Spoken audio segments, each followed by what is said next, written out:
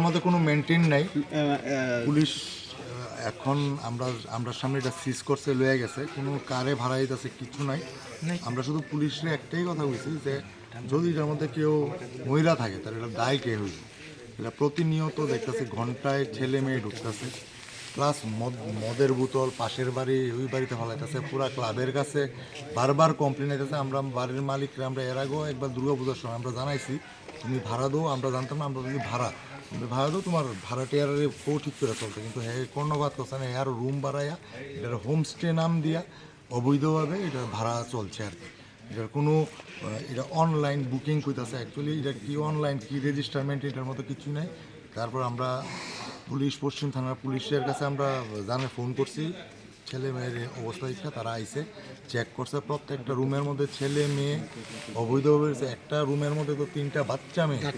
শঙ্কর আচার্য স্কুলে পড়ে, ক্লাস 10-এ পড়ে, একটা 12-এ পড়ে, মদ খায়া এবং রয়েছে একটা হুশি নেই।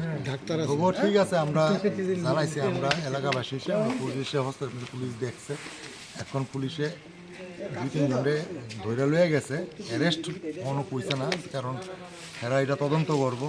এরা মা বাবার গার্জিয়ানরে কল করবো। আমরা বলছি আপনারা দেখেন এটা যে আমরা যে সুষ্ঠু সমাজ, এই সমাজের মধ্যে এইভাবে চলতে পারে না কোনো এলাকার মধ্যে, এটা হোটেলও না।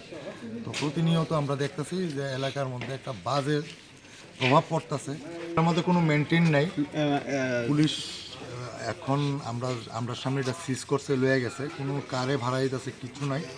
আমরা শুধু পুলিশে একটাই কথা বলছি যে যদি এটার মধ্যে কেউ মহিলা থাকে তাহলে এটা দায় কে হইবে।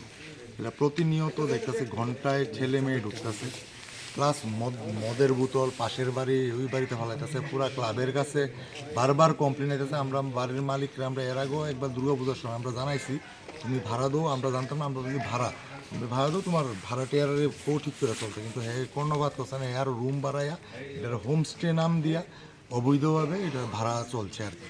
এটার কোনো এটা অনলাইন বুকিং কইতাছে, অ্যাকচুয়ালি এটা কি অনলাইন কি রেজিস্টারমেন্ট এটার মতো কিছু নাই।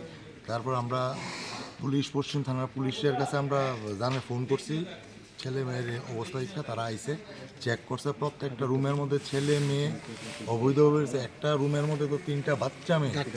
শঙ্কর আচার্য স্কুলে পড়ে, ক্লাস 10-এ পড়ে, একটা 12-এ পড়ে, মদ খায়া এবং রয়েছে একটা হুশি নেই। তবুও ঠিক আছে, আমরা জানাইছি, আমরা এলাকাবাসী হিসেবে আমরা পুলিশের হস্তক্ষেপ, পুলিশ দেখছে। এখন পুলিশে 2-3 জনে ধৈর্য লয়ে গেছে, অ্যারেস্ট কোনো কইছে না, কারণ এরা এটা তদন্ত করবো। এরা মা বাবার গার্জিয়ানরে কল করবো। আমরা বলছি আপনারা দেখেন এটা যে আমরা যে সুষ্ঠু সমাজ, এই সমাজের মধ্যে এইভাবে চলতে পারে না কোনো এলাকার মধ্যে, এটা হোটেলও না। তো প্রতিনিয়ত আমরা দেখতেছি যে এলাকার মধ্যে একটা বাজে প্রভাব পড়তেছে।